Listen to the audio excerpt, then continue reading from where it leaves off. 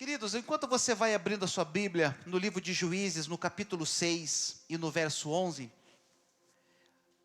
nós conhecemos a história de Israel. Israel é um povo que se aproxima de Deus, se afasta de Deus, faz o que Deus desagrada, faz o que desagrada ao Senhor, volta para os caminhos do Senhor de novo, se coloca na presença de Deus, se arrependem, pecam de novo. Israel é uma loucura, né? E eles são libertos do cativeiro que eles estavam vivendo, e eles, depois que são libertos do cativeiro, eles começam então a viver numa terra, e a Bíblia nos conta que passa o tempo, e os israelitas, povo de Israel, eles começam a adorar Baal. E isso entristece muito a Deus, porque Deus foi quem libertou eles, Deus é quem abençoa eles, Deus é quem cuidou do povo dele desde o início. Eles estavam cativos na Babilônia, escravos na Babilônia, e Deus então liberta eles através de Moisés, dá uma terra para eles, leva eles para um local, que eles conquistam esse local, e agora, em vez de eles adorarem a Deus, eles começam a adorar a Baal. Isso entristece o coração de Deus, e por causa disso, Deus permitiu então, que os inimigos do povo de Israel, os midianitas, os atacassem. E os midianitas atacaram Israel com tanta força, que destruíram tudo, mataram os seus animais, destruíram as suas plantações, mataram muitos soldados, e acabou que o povo de Israel, eles tiveram que fugir, e eles se esconderam em 3 lugares, se esconderam em fortalezas, se esconderam em montanhas, e se esconderam em cavernas, e eles já estavam vivendo assim durante 7 anos, há 7 anos eles já estavam vivendo escondidos nesses lugares. Eles empobreceram tanto, e a dificuldade deles era tanta, porque eles plantavam, e quando chegava a época de colher, os midianitas vinham e saqueavam as suas plantações. Esse povo estava morrendo de fome, esse povo não conseguia trabalhar, não conseguia plantar. Então eu quero que você imagine o desespero que Israel estava vivendo já durante 7 anos. E a história nos fala que Gideão, filho de Joás, ele está dentro de uma prensa de prensar uvas. E lá dentro ele está fazendo o quê? Malhando trigo escondido, para que os seus inimigos não vejam, porque se os seus inimigos verem, vão vir e saquear também aquilo que ele está fazendo. E lá está o jovem Gideão, o moço Gideão. E quando ele está lá malhando trigo, dentro daquele local escondido, que não era o local específico, o tanque de prensar uvas, não era o local de malhar o trigo, era o local de prensar as uvas, mas não tinha. Então ele se esconde naquele lugar, para poder malhar o trigo, e poder então gerar o alimento para a sua família, para os seus amigos, para o seu povo. E nesse momento acontece então, Juízes capítulo 6, versículo 11, o anjo do Senhor vem e fala com Gideão, e visita Gideão. Nos fala assim o texto: então o anjo do Senhor veio e assentou-se sobre a grande árvore de Ofra, que pertencia ao Abiesrita Joás. Gideão, filho de Joás, estava malhando o trigo num tanque de prensar uvas, para escondê-lo dos midianitas. Então o anjo do Senhor apareceu a Gideão e lhe disse: o Senhor está com você, poderoso guerreiro. Amém? E quando ele fala isso para Gideão, o anjo do Senhor não chega para Gideão e diz: oi Gideão, como é que você está? Como é que está a família? Não chama ele de Gideão, não chama ele de servo de Deus, não chama ele de nada, chama ele de poderoso guerreiro. E por que Deus chama ele de poderoso guerreiro? Porque uma coisa sensacional aqui, Deus, Ele não nos enxerga como nós realmente somos agora, o que nós realmente temos agora, mas Deus, Ele olha para nós, e Ele enxerga o propósito que Ele tem para a nossa vida. Ele sabia quem Gideão seria lá na frente. Só que o momento de Gideão não era dos melhores, porque é um moço, ele não era nascido ainda quando os seus pais, os seus antepassados vieram do Egito. Então tudo que ele sabe sobre o Senhor é aquilo que os seus pais lhe contaram. E as histórias que os pais contaram para eles, que os avós contaram para eles, que os tios contaram para ele. E ele conhecia o Deus que libertou e livrou os seus pais.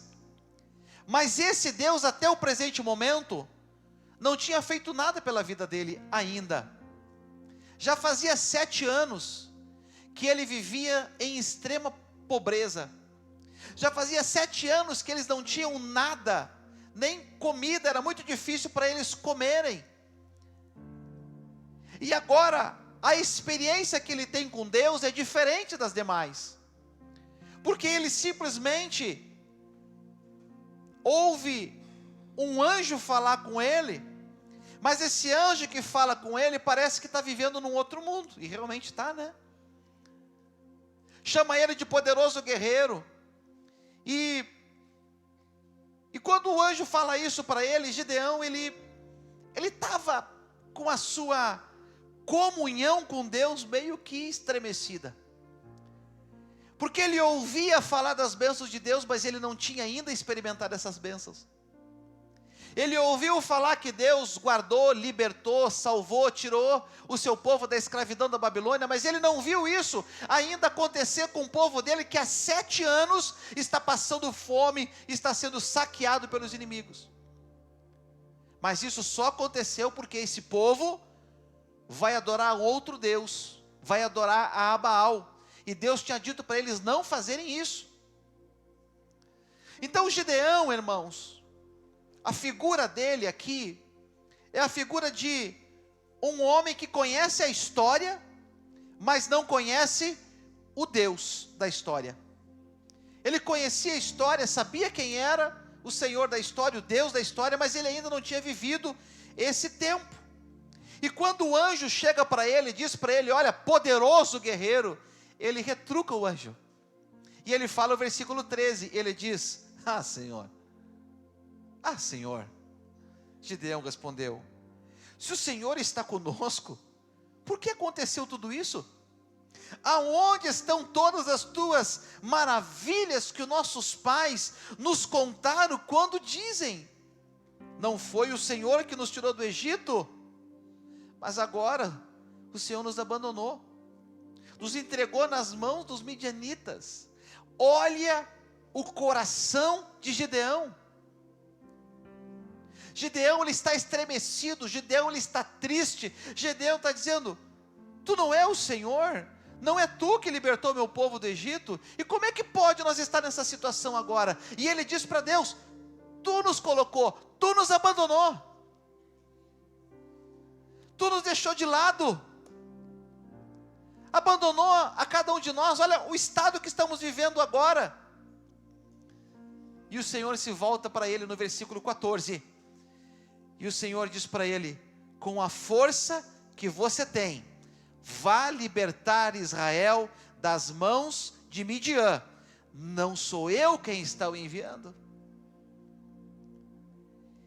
Só que a fé de Gideão, como estava estremecida, e quando Deus diz para ele, vem cá, não sou eu que estou te enviando, não sou eu que estou dizendo para ti, que você vai ir, e você vai ser o instrumento para derrotar os midianitas, não é eu que estou falando. Mas Gideão, ele tem as suas dúvidas em relação a Deus, mas Deus está mostrando para Gideão que ele não está abandonando o seu povo, e que aquilo que está acontecendo nada mais é do que uma consequência das atitudes que esse povo teve de se afastar de Deus. Quando o povo se afastou de Deus, Deus se afastou do povo, e os inimigos então entraram, porque quem nos guarda dos inimigos é o nosso Deus. A palavra do Senhor diz que se o Senhor não guardar a casa, em vão vigia o sentinela. Então é o Senhor quem nos guarda, é o Senhor que nos protege, é o Senhor que guarda a nossa vida, é o Senhor que guarda o nosso casamento, é o Senhor que guarda a nossa família, é o Senhor que nos guarda, é o Senhor que nos protege. Se nós não tivermos ao Senhor, nós não temos nada. E Gideão, então, ele está vendo o quê? Um povo desprotegido, uma família desprotegida, e o sentimento que Gideão tinha em relação a Deus era um sentimento de abandono. Esse é o sentimento que ele tinha. Deixa eu ser sincero com você. Quem de nós já não se sentiu assim, abandonados por Deus? Como dizendo assim, parece que Deus não está me ouvindo. Eu oro e parece que o Senhor não me escuta. Tem um ditado ainda, né? Quanto mais eu oro, mais assombração me aparece. Quem de nós aqui já não passou algum período de duvidar e dizer assim, Deus não está fazendo nada por mim? Deus não está olhando para mim? Deus não está cuidando de mim? Quem de nós já não colocou em xeque? Quem de nós já não duvidou? Quem de nós já não fez essa pergunta? Deus não está cuidando do meu casamento? Deus não está cuidando da minha família? Deus não está cuidando de mim? Olha tudo que está acontecendo, olha essa enfermidade, olha essa situação, desempregado, olha como eu estou. Era assim que Gideão estava se sentindo. Mas no meio disso tudo, Deus chega para ele e diz para ele, com essa força, com a força que você tem, vá libertar Israel das mãos de Midian. Era uma ordem, vai e liberta Israel das mãos de Midian. E essa palavra de ordem da parte de Deus para Gideão, fez alguma coisa mudar na vida de Gideão. E o versículo 15 e o versículo 16, nos mostra que Gideão, ele coloca em dúvida a palavra que foi dita pelo Senhor. E por que ele tem facilidade de duvidar da palavra que foi dita pelo Senhor? Porque ele não tem intimidade com Deus, ele não conhece a Deus. Deus nunca tinha falado com Gideão antes. Ele não tem intimidade com Deus, então, por não conhecer a Deus, por não ter essa intimidade com Deus, e por ver a situação que o seu povo está, ele não consegue acreditar, ele tem a sua dúvida, se realmente é Deus que está falando com ele, e se realmente é Deus que vai fazer alguma coisa na vida dele. E pela segunda vez, do versículo 16, você vê Deus afirmando para Gideão, que vai estar com ele, e garantindo a vitória dele contra o povo dos midianitas. Veja o esforço de Deus em convencer Gideão. O esforço que Deus está fazendo para que Gideão ele se levante. O esforço que Deus está fazendo para mostrar a Gideão e para Gideão acreditar nessa palavra, acreditar que ele estava movendo Gideão para isso.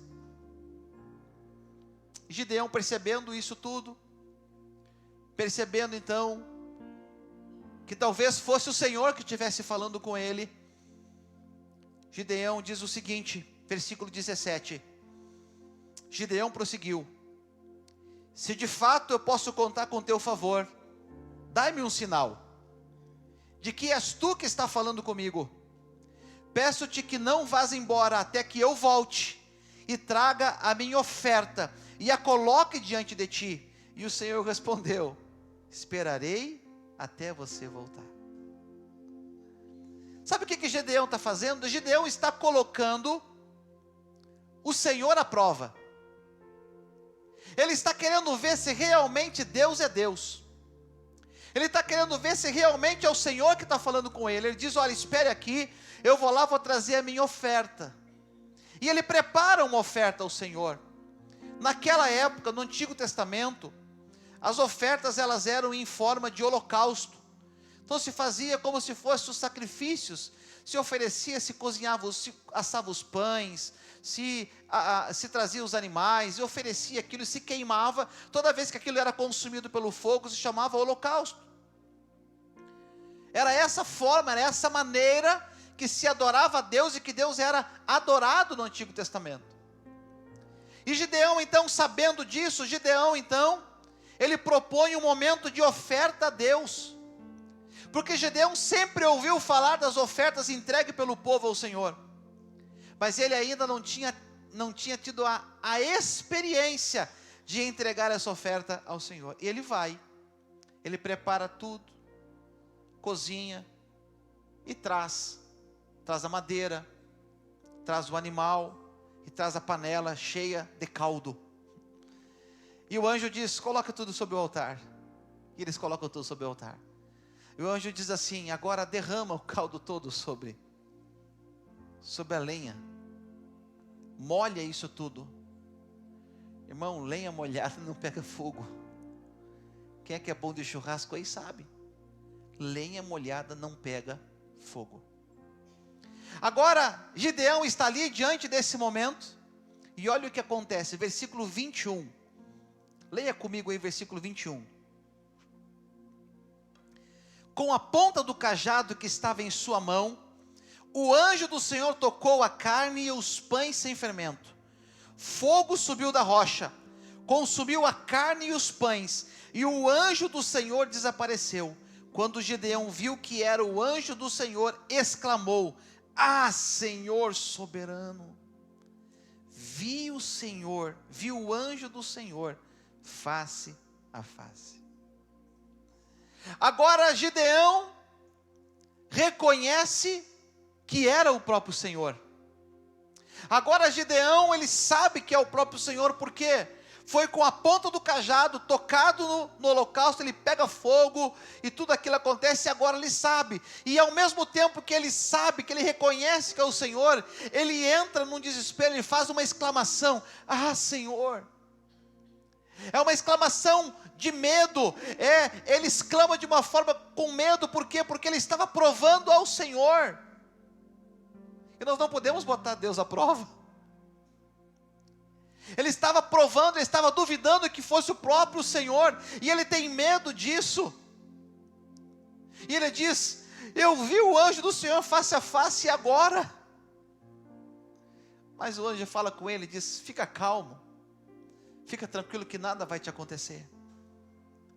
E agora, depois dessa experiência, Gideão então conhecia o Senhor verdadeiramente, não mais de ouvir a história dos seus pais, mas ele conhece agora Deus, de estar com Ele, de ver a manifestação do próprio Deus na vida dele. Amém? E o que Gideão faz? Ele ergue ali naquele lugar um altar de honra ao Senhor. E ele dá um nome a esse altar. Ele chama esse altar de Javé Shalom, ou seja, o Senhor é a minha paz. Por que ele fala isso? Por que ele diz isso? Porque o coração de Gideão não estava em paz com Deus. Antes da experiência com o anjo, o coração de Gideão estava aflito, estava chateado, estava magoado, estava ferido, porque Deus não tinha feito nada. Mas agora, depois disso tudo, depois de Deus se revelar a ele, depois de Deus se mostrar a ele, ele ergue um altar de honra ao Senhor, e ele diz: o meu coração agora está em paz contigo, Senhor. E algo impressionante começa a acontecer na vida de Gideão. Uma virada de chave acontece na vida de Gideão, porque ele passa daquela pessoa duvidosa, daquela pessoa que não crê, daquela pessoa que não acredita, agora para um homem que crê, para um homem que acredita, para um homem que confia em Deus. Uma chave vira na vida de Gideão. E eu gosto muito de viradas de chaves na nossa vida. E essa noite pode ser uma oportunidade de uma virada de chave aqui na nossa vida. Porque talvez muitos de nós estamos vivendo um tempo como esse que Gideão vivia. Um tempo de seca, um tempo de escassez, um tempo de problemas, um tempo de dificuldades. E em algum momento perguntamos: aonde está Deus? O que Deus tem feito por mim? O que Deus tem feito para me guardar? O que Deus tem feito para me proteger? O que Deus tem feito para me tirar dessa situação? E muitas vezes nós entramos dentro desse túnel sem saída, e ficamos embretados lá dentro, esperando uma resposta, esperando que alguma coisa faça, que alguma coisa aconteça, esperando que alguém faça alguma coisa por nós. Irmão, você precisa virar uma chave na sua vida hoje. Em vez de ficar chateado com o Senhor, você tem que erguer um altar de honra ao Senhor e ter paz com Ele. Paz com Ele. Paz com o Senhor. É o que nós fizemos quando a gente se cumprimenta. Como é que nós nos cumprimentamos? Quando você vê o irmão, você diz o que para ele? A paz do Senhor. Por quê? Porque a paz do Senhor precisa estar sobre a minha vida. A paz de Deus é que excede todo o entendimento, tem que estar sobre a minha vida. Se eu estou vivendo uma vida atribulada, se eu estou vivendo uma vida angustiada, eu estou sem a paz de Cristo na minha vida. Eu preciso da paz de Deus sobre mim. E essa paz que excede todo o entendimento, ela vai me conduzir, ela vai me direcionar, ela vai me levar para o propósito de Deus para a minha vida. Foi o que acontece com Gideão. Então olhe para o irmão que está perto de você, que está no lado de você, e diga assim para ele: a paz do Senhor sobre a tua vida. Diga assim para ele: Javé Shalom sobre você. Aí, você está falando até hebraico, irmão. A paz. A paz. Como é que é paz?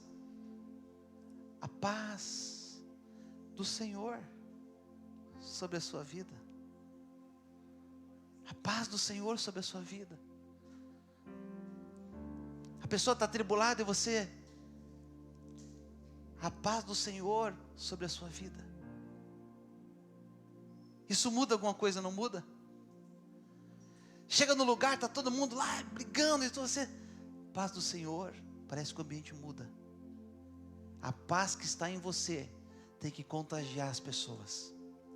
A mesma forma que a ira, a raiva, às vezes contagiam uns aos outros, a paz de Cristo que é em você tem que contagiar as pessoas.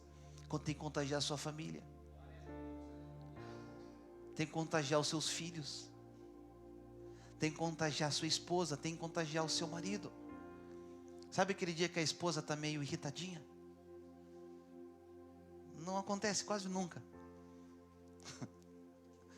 Né? Ela acorda com o pé esquerdo destapado. Você diz bom dia, e ela olha para você: o que tem de bom? Não, a Simone não faz isso, capaz. Ela faz isso, eu não faço nada, né? Mas não tem aquele dia que nós não queremos falar com ninguém. A gente acorda, acho que a gente não dorme, a gente sonhou alguma coisa, nem sabe. Alguma coisa, a gente não tá para jogo aquele dia. Né? A pessoa chega para nós: olha, hoje eu não estou legal. Não chega muito que vai dar ruim. A paz de Cristo sobre a tua vida. Paz do Senhor sobre você. Paz do Senhor sobre você. Como nós precisamos de paz na nossa vida, na nossa nação, no nosso mundo. Como Israel precisa de paz.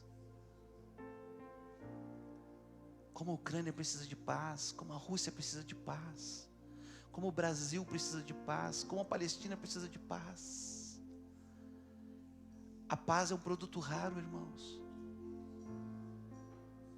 A paz é um produto raro, a paz é inegociável. Estão tentando negociar a paz há mais de mês e não conseguem. Porque o único que pode trazer uma paz que excede todo entendimento sobre nós é Jesus Cristo. Não tem como negociar a paz. E agora Jeremias, então, ele está em paz com Deus, ele ergue um altar, ele está em paz com o Senhor, e ele está feliz da vida, porque ele ergueu um altar, e aqui, Senhor, eu fiz um altar, e aqui é onde eu te adoro, aqui é onde eu vou estar na tua presença, e aqui tudo aconteceu, uma chave vira na vida de Gideão, e quando nós descobrimos quem realmente Deus é em nossa vida, tudo na nossa vida passa a fazer sentido. Tudo passou a fazer sentido na vida de Gideão. Gideão agora entende que aquela situação só está acontecendo porque o seu povo desagradou a Deus. Então, se você quiser viver tempos de paz na sua vida, você precisa realmente conhecer a Deus e saber quem Deus é. Porque se você não conhecer a Deus, você vai viver um evangelho cheio de dúvidas, cheio de perguntas, cheio de interrogações. E a pior coisa que tem é nós viver um evangelho cheio de interrogações. Irmãos, eu tenho 43 anos, eu sei que não parece que tem 30, né? Mas eu tenho 43 anos. Eu nasci dentro da igreja praticamente. Porque com 2 dias de nascido eu já estava na igreja. Nasci na igreja. E nós vivemos tanto tempo na casa do Senhor, vivemos o evangelho durante tanto tempo, sem conhecer a Deus. E quando eu não conheço a Deus verdadeiramente, quando eu não conheço Deus como Ele realmente é, eu vivo um evangelho diferente. Por quê? Tudo que acontece na minha vida, eu acho que é castigo de Deus. Já aconteceu assim com você? Bati o carro, castigo de Deus. Olha aí, ó, olha Deus aí pesando na mão dele, ó. Levantou, chutou com o dedinho minguinho, o canto da cama quebrou o dedo. Olha aí, castigo de Deus. Perdeu um dinheiro, olha aí, olha Deus castigando aí, ó. Fui no culto, não dei uma oferta, olha aí o que aconteceu. Nós atribuímos. Quando nós não conhecemos a Deus, nós acabamos atribuindo coisas ruins como se fosse um castigo de Deus. Deus, Ele é amor. Deus, Ele nos ama. Jesus Cristo morreu na cruz do Calvário porque Ele nos ama. Ele entregou a vida dEle por nós porque Ele nos ama. Ele não tem prazer, Ele não tem alegria em nos castigar desse jeito. Não é Deus, irmãos. Esse não é o verdadeiro evangelho. O evangelho onde tudo que acontece de errado, eu digo, é Deus. Não, Deus não veio para nos castigar, Deus veio para nos amar. Deus não veio para colocar uma mordaça na nossa vida, não. Deus, Ele veio para nos libertar. Gálatas capítulo 5, versículo 1. Para a liberdade foi que Cristo vos libertou. Então, pois, sejam verdadeiramente livres do Senhor. Nós não somos amordaçados. Mas quando nós não conhecemos a Deus verdadeiramente, nós colocamos um ponto de interrogação na nossa vida. Quando eu não sirvo a Deus de corpo, de alma, de coração, quando eu não me entrego totalmente ao Senhor, eu acabo achando que tudo que está errado na minha vida, a culpa é porque eu não estou servindo a Deus direito. E a questão não é que eu esteja servindo a Deus direito ou não, a questão é que eu posso estar longe do propósito de Deus. Gideão estava longe do propósito de Deus. O propósito de Deus para Gideão era outro. Ele estava lá na prensa de uvas, escondido. Deus queria ele lá na frente do exército, sendo um guerreiro vitorioso. Ele estava escondido. A questão é que nós nos colocamos nos lugares errados. Deus tem um plano para nós, e aí Jeremias capítulo 29, versículo 11 diz: eu é que conheço os planos que tenho para você, diz o Senhor, planos de fazê-los prosperar, e não de lhes causar dano, planos de dar-lhe uma esperança, e um futuro a você. Os planos do Senhor para nós, não são planos de mal, são planos de bem. Os planos do Senhor para nós, não são desastres, são bênçãos. Mas para eles acontecerem na minha vida, eu preciso estar debaixo do propósito dEle para mim. Diga assim para quem está no seu lado: vamos virar a chave na nossa vida hoje. Diga assim: vamos começar uma nova fase na nossa vida hoje. Uma nova fase na nossa vida. Um novo momento na nossa vida. Precisamos virar essa chave, gente. Essa chave do coitadinho, essa chave do pobrezinho, essa chave do estou sempre mal, temos que mudar essa chave hoje em nome de Jesus. Às vezes eu pergunto para os irmãos: como é que está, irmão? Pois é, pastor, estou mal. Luta, muita luta. Se você perguntar durante 10 anos, 10 vezes por dia, o irmão 10 anos, 10 vezes por dia vai dizer: estou mal, estou lutando. Ele aceitou. viver dessa maneira, dessa forma. Mas Deus tem algo novo para nós. É momento de virar a chave, amém? Gideão vira essa chave.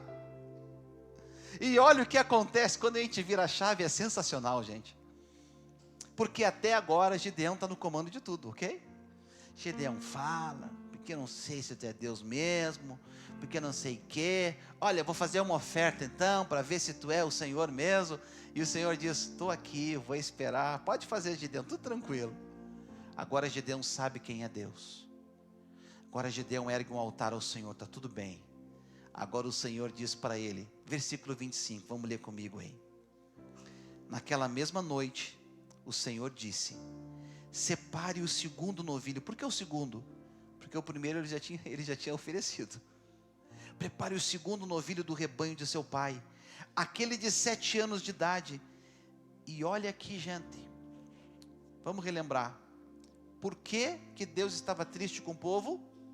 Porque eles tinham erguido um altar a Baal, ok? Vamos lá, está ali, você pode acompanhar.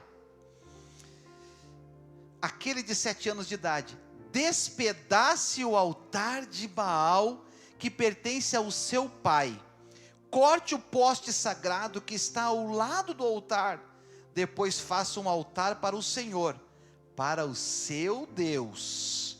O relacionamento deles já está tudo ok. Faz um altar para o seu Deus, no topo dessa elevação, no topo desse monte. Ofereça o segundo novilho em holocausto, com a madeira do poste sagrado que você irá cortar. Interessante. Gideão, ele oferece uma oferta para saber se Deus é Deus. A oferta que Gideão oferece é uma oferta para provar a Deus, para saber se Deus realmente era o Deus que estava falando com ele. E agora que ele realmente sabe que é Deus, agora Deus diz para Gideão, agora é a tua vez. Vamos ver se realmente eu sou Deus na tua vida. Sabe o que Deus está pedindo para ele aqui? Para ele destruir e tocar fogo no altar aonde o seu pai, os seus irmãos, a sua família, todo o seu povo vai para adorar a Baal. Não está pedindo algo simples, não está pedindo algo fácil, está pedindo algo grande. Vai lá, destrói tudo. Antes, Gideão está provando Deus, agora Deus está provando Gideão. E a primeira coisa que Deus pede para Gideão é o altar de Baal sendo destruído, despedaçado, queimado. E Gideão vai lá e faz. A Bíblia fala que ele faz à noite, com medo das pessoas vão ver, ele vai lá de noite, corta o altar todo, pega aquela madeira do próprio altar, faz fogo, oferece sacrifício ao Senhor. No outro dia de manhã, o pessoal acorda, levanta, olha aquela fumaça lá em cima, o que aconteceu? Sobem no altar de Baal, e lá tem um altar ao Deus vivo. E eles perguntam, quem é que fez isso? Ninguém sabe. E o texto fala, vamos investigar. E eles investigam e descobrem que é Gideão. Gideão está na casa do seu pai, eu acho que esperando, para ver o que vai acontecer. E o povo vai em peso para a casa de Joás. Chegam lá, cadê Gideão? Ele destruiu o altar, nós vamos matar ele, onde é que ele está? E Joás sai para fora. E Joás, ele é tomado de uma sabedoria muito grande. Porque Joás diz assim, pessoal, Gideão é um guri, é um menino, é forte. Mas assim, Baal não é Baal? Se Baal é Deus, se Baal é tão forte assim, se Baal é o cara, será que Baal não tinha força suficiente para se defender de Gideão? Será que Baal não tinha força o suficiente para poder impedir que Gideão tocasse fogo nesse altar e acabasse com tudo? Será que Baal não podia defender a sua própria causa? Ele precisa, será, que nós venhamos a defendê-lo? E o povo então colocou, naquele momento, muda o nome de Gideão e chama Gideão de Jorubbaal, dizendo que Baal dispute com ele, pois derrubou o seu altar. O povo agora já não sabe mais em quem crer, já não sabe mais em quem acreditar, mas Gideão, ele vai lá e ele derruba o altar, que foi o motivo, que foi a razão da destruição do seu povo. Escute uma coisa que eu quero falar para você. Deus, Ele não deseja somente a sua conversão. Deus, Ele não deseja somente que você venha para a igreja e participe do culto.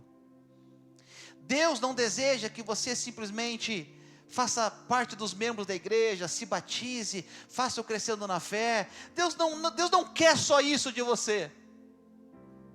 Sabe o que Deus deseja de você? Que você destrua, que você substitua tudo aquilo que está no lugar dele na sua vida. Tudo aquilo que está tomando o lugar dele na sua vida. Não basta eu só me converter, não basta eu só aceitar Jesus, não basta eu só vir na igreja. Eu preciso retirar de dentro de mim tudo aquilo que desagrada ao Senhor. É isso que Gideão tem que fazer. Não é só reconhecer que é Deus, ele tem que ir lá e destruir o altar de Baal, que não faz parte da adoração a Deus. Existem muitas coisas da nossa vida que nós temos que destruir, irmãos. Porque nós construímos altares na nossa vida. Existem altares que nós construímos em nós mesmos. Muitos de nós gostamos de ser o coitadinho. Muitos de nós gostamos de ser o pobrezinho. Muitos de nós gostamos quando alguém chega para a gente, pergunta como é que está, e a gente diz, pois é, eu estou aí, estou lutando, está difícil. Tem pessoas que gostam de alimentar esse altar. O altar da dificuldade. Tem altares que nós alimentamos na nossa vida, e colocamos eles mais altos do que o altar de Deus. Tem pessoas que chegamos, como é que está o casamento? Aquela mulher não tem mais jeito, pastor, não aguento mais. Aquele homem não sei mais o que fazer. A linguagem é a mesma, a palavra é a mesma. Você cria um altar, parece que está gostando disso. Tem pessoas que você diz, vem cá, irmão, vamos comer um lanche hoje junto. Pastor, eu não tenho, pois é caro, o senhor sabe um lanche, como é que é? Não, irmão, a gente faz uma vaquinha aqui, uma inteira, a gente paga para você. Não, então eu vou. Tem gente que gosta desse altar. Tem gente que constrói um altar de miséria, porque vive dizendo que não tem, vive dizendo que não dá, vive dizendo que não vai conseguir. Tem gente que não pinta a casa porque diz que não tem dinheiro para comprar uma tinta, mas tem um iPhone no bolso. Às vezes gostamos de um altar, nós construímos altares na nossa vida, que nos protegem, que atraem a atenção das pessoas para nós. O João, cada vez, tadinho do João, pobrezinho do João. O João está sempre precisando de uma oração, está sempre ruim. Não, irmão, parece que eu gosto desse altar. Parece que eu construo altares para mim de adoração a qualquer outra coisa menos a Deus. O nosso Deus é vivo, o nosso Deus é poderoso, o nosso Deus é vencedor em batalhas, o nosso Deus é um Deus que rebenta os inimigos, mas nós estamos lá, vivendo uma vida de coitadinho. O que você é? Eu sou crente. Eu sou crente. Irmão, eu sou crente, eu sou servo de Deus, Eu sirvo a um Deus vivo, eu sirvo a um Deus poderoso, eu posso todas as coisas naquele que me fortalece, quem me fortalece é o Senhor Jesus. Eu tenho que mudar a minha mente, eu tenho que mudar a minha forma de pensar, eu tenho que me desfazer desse altar de coitadinho, de pobrezinho, de não tenho, de não consigo, de não vou. Precisamos virar a chave, virar a chave. Tem pessoas que a vida inteira dizem que não tem, eu não tenho dinheiro, eu não tenho, eu não posso, eu não consigo. Irmão, você a vida inteira não vai ter, porque você vive profetizando que não vai ter na sua vida. Mude a chave hoje, diga: eu tenho, eu vou conseguir, eu vou conquistar. Pastor, eu não preciso de cesta básica, mesmo que a despensa esteja vazia, eu vou dar cesta básica, eu vou ter para emprestar, eu não quero emprestado, eu vou ter para emprestar. Muda a sua fala, mude o altar. Desfaça esse altar de coitado, de pobre, de miserável. Desfaça esse altar dessa noite e construa um altar de honra ao Senhor, de provisão de Deus, de prosperidade no Senhor. Diga assim comigo: uma nova fase se inicia na minha vida hoje. Aleluia. Eu já vou acabar, irmãos. Eu vou pular aqui algumas etapas. Depois disso, depois que Gideão vai lá e destrói o altar de Baal, ele está preparado então. E algo tremendo começa a acontecer na vida de Gideão. O versículo 33 diz assim: nesse meio tempo, que meio tempo? Enquanto o pessoal está lá querendo matar Gideão está ali, né? E Joás vai lá, sai, diz que aquele negócio todo, né? Aí, nesse meio tempo, do versículo 33 diz assim: neste meio tempo, todos os midianitas, amalequitas e os outros povos que vinham do leste uniram-se. Uniram os seus exércitos e atravessaram o Jordão e acamparam o vale de Jezreel. 130 mil soldados. 130 mil soldados no vale de Jezreel para atacar o povo de Israel. É a metade da população de Passo Fundo.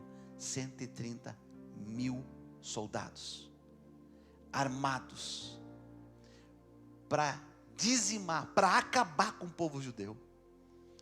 Então, escute, então o Espírito do Senhor apoderou-se de Gideão. O Espírito do Senhor apoderou-se de Gideão. E ele, com um toque de trombeta, convocou os abiesritas para segui-lo. Enviou mensageiros a todo Manassés, chamando-os as armas, e também a Aser, Zebulon, Naftali, que também subiram ao seu encontro. Escute uma coisa: quando você destrói os altares da sua vida, e você ergue um altar de adoração a Deus, o Espírito Santo vem sobre a sua vida e te capacita para fazer coisas que você jamais imaginou antes fazer. Deus pega agora, está aqui, né? A prensa está aqui, né? Deus pega agora a prensa, aquele homem dentro da prensa de uvas, Deus tira ele dali, e Deus faz o que com ele? Porque agora ele sai com trombetas, ele sai chamando o exército, ele sai: pessoal, vamos guerrear, vamos lutar. Ele ultrapassa o comandante, o capitão, o general, todo mundo agora está debaixo de Gideão. Quem é que eleva Gideão à mais alta posição? Deus. É isso que Deus faz com a gente. Deus tira a gente do nada. Preste atenção, Deus não tira a gente do nada e coloca a gente em lugar nenhum. Deus tira a gente do nada e nos eleva à mais alta posição, porque Deus tem prazer de nos fazer mais do que vencedores. Amém? Agora Gideão se posiciona junto com o seu exército, E Gideão consegue reunir um exército de 32 mil soldados. Mas quantos era o exército dos amalequitas? 150 mil. Tem 150 mil aqui. E Gideão está com 32 mil aqui. É uma conta que não bate. É uma guerra que nós, olhando aos nossos olhos humanos, já tem vencedor. Sim ou não? 32 mil contra 130 mil é impossível. Mas eles estão lá. E o que Deus faz? Deus chama Gideão. Gideão, vem cá. Não está exatamente escrito assim, tá? Eu estou resumão aqui. Gideão, eu estou olhando aqui de cima e assim, ó, tem muita gente. Vá que vocês vão lutar, e aí o povo vai dizer que é porque vocês venceram com a força de vocês. Então faz o seguinte, pergunta, quem tiver com medo levanta a mão. Gideão, Senhor, pergunta Gideão. Gideão pergunta, ô povo, quem está com medo dele levanta a mão. Tinha 32 mil soldados, 20 mil levantaram a mão. Estamos com medo. Gideão disse, quem levantou a mão pode ir embora para casa. Eu imagino, irmãos, a cara dos 10 mil que ficaram. É sério isso? Ficou 10 mil com Gideão. Deus olha. Gideão, vem cá, Gideão. O que é Deus? Gideão, eu estou olhando aqui. Tem muita gente ainda, meu filho. Gideão, olha, Senhor, eu não estou conseguindo entender essa matemática do céu, não. Não está batendo essa matemática do Senhor aí. E Deus disse, Gideão, faz o seguinte, pega esses 10 mil e leva para beber água. Lá em Giboa. E faz o seguinte, você observa. Quem se ajoelhar, levar a mão na água, trazer a água até a boca e beber, você separa para um lado. Mas quem deitar no chão e beber a água igual um cão, você vai mandar ir para o outro lado. E Gideão faz. 9.700 beberam como um cão, ficaram para cá. E 300 que beberam a água, trazendo a água na mão, ficaram para cá. E Deus diz, Gideão, manda aqueles embora. Gideão diz, pessoal, vaza, estão de folga hoje. Os 300, irmãos, devem ter ficado. Gideão enlouqueceu. Como assim? Ninguém entendia. Mas Gideão conhecia o Deus o qual ele servia. Você precisa conhecer o Deus que você serve. E quando Ele mandar você fazer coisas doidas, você não tem medo de fazer, porque sabe que Ele te garante. Gideão dá um vaso para cada um, coloca uma tocha dentro do vaso e dá uma trombeta para cada um deles. É impressionante o que acontece agora, gente. E Gideão diz, façam o que eu fizer. 130 mil homens lá, no vale de Jezreel. Gideão divide os 300 dele em 3 grupos. 100 fica aqui, 100 fica ali e 100 fica aqui. 300 contra 130 mil. E Deus, Ele faz o quê? Juízes capítulo 7, versículo 20, 21 e 22. Eu vou ler com você aqui no telão. As 3 companhias tocaram as trombetas, despedaçaram os jarros, e empunhando as tochas com a mão esquerda, e as trombetas com a direita, gritaram, a espada pelo Senhor e por Gideão. Cada homem mantinha a sua posição em torno do acampamento, e todos os midianitas fugiram, correndo e gritando. Quando as 300 trombetas soaram, o Senhor fez que em todo o acampamento, os homens se voltassem uns contra os outros com as suas espadas. Mas muitos fugiram para diversos lugares e foram depois perseguidos pelo exército. O que Deus faz? Eles não pegaram em espada, Flávio. Eles quebraram os jarros, fizeram uma barulheira, gritaram pelo Senhor e por Gideão, e tocaram as suas trombetas. Quando tocaram as 300 trombetas, Deus confunde aquele povo, e eles lá começam a matar uns aos outros. Sabe o que isso quer dizer? Que se Deus estiver no controle da sua vida, é Ele quem guerreia as tuas guerras. Sabe por que você está despedaçado aí, todo deslacerado? Porque você não entregou as suas guerras para o Senhor Jesus ainda. Você está tentando guerrear com as tuas forças, está tentando vencer com as tuas forças. Você nunca vai conseguir vencer um exército desse tamanho. Tem que ser pelo Senhor. Tem que ser pelo Senhor. Não tem outra forma de vencermos a não ser pelo Senhor. Não tem outra forma de termos vitória na nossa vida a não ser pelo Senhor. As nossas mais terríveis batalhas, elas são vencidas não na nossa força, mas no Senhor. 7 anos de opressão dos inimigos terminou por causa da fé de um só homem chamado Gideão. Está na hora de se levantar no nosso meio Gideões, com fé, com ousadia. Famílias estão sendo ameaçadas, casamentos estão sendo ameaçados, porque não se levanta Gideões. Se levante o Gideão lá na sua casa para lutar pelo seu casamento. Se levante Gideões lá na sua casa para lutar pelos seus filhos. Se levante Gideões para guerrear as mais terríveis batalhas que possam surgir sobre você. E agora se confirma a palavra do Senhor, lá no início, quando o Senhor diz para Gideão: poderoso guerreiro. Porque Deus vê o propósito dele sendo cumprido sobre a nossa vida. Está passando por problemas? Está passando pelas mais terríveis dificuldades da sua vida? Está passando pelos momentos mais difíceis? Entregue o seu altar ao Senhor nessa noite. Erga um altar de adoração ao Senhor. Tenha paz com Deus. Entregue essa batalha nas mãos do Senhor, e Ele vai guerrear as tuas batalhas. Ele vai lutar as tuas lutas. Não tente você por conta própria, que você não vai conseguir.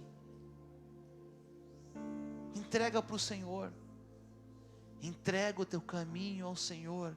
Confia nele, e o mais tudo Ele fará. Aleluia. Aleluia. Vamos orar junto? Fecha teus olhos aí onde você está agora. Vamos orar juntos. Obrigado, Senhor, por essa palavra. Obrigado, meu Deus, pela Tua presença sobre a nossa vida. Eu quero pedir que nessa noite, Senhor, Tu possas estar falando ao coração de cada um de nós aqui nesse lugar. Quantas e quantas pessoas estão com tantos altares erguidos aqui nessa noite, Senhor. Quantas pessoas estão derrubando os seus altares agora nessa oração, meu Deus. Quantas famílias estão dizendo: vou começar de novo hoje. Olha para esse coração. Olha para esse casamento. Olha para esse pai, olha para essa mãe, olha para esse filho agora, Senhor. Muda essa situação, transforma essa casa. Guerreia essas guerras, meu Deus. Desfaça esse mal nessa noite. Nós erguemos um altar de paz sobre a nossa vida. Colocamos por terra todo o altar, Senhor, de mesquinharia, de pobrezinho, de coitadinho, de não tenho, de não posso, de não consigo. Colocamos por terra nessa noite, Senhor, todo o altar de diz que me diz, que todo o altar de mágoa, colocamos por terra e erguemos um altar de adoração ao Senhor, um altar de paz, um altar onde o Teu nome seja engrandecido, um altar onde o Teu nome seja engrandecido, conhecido através da minha vida, através da nossa vida, Senhor. Então nessa noite vem com o teu poder sobre a vida de cada um dos nossos irmãos que estão aqui. E que cada um de nós possamos, Senhor, erguer um altar a Ti nessa noite. Que cada um de nós possamos virar a chave da nossa vida nessa noite. Iniciarmos uma nova fase na nossa vida nessa noite. Eu profetizo uma nova fase sobre a vida das vidas aqui nessa noite, Senhor. Um novo momento sobre a vida de cada um dos nossos irmãos que estão aqui nessa noite, desses que estão em casa nos assistindo, um novo tempo, uma nova fase, um novo momento, novas atitudes, tudo novo no Senhor nessa noite. Desfaça esse mal, toca nesse coração, Senhor, e que o Teu nome seja engrandecido, louvado e adorado, em nome de Jesus.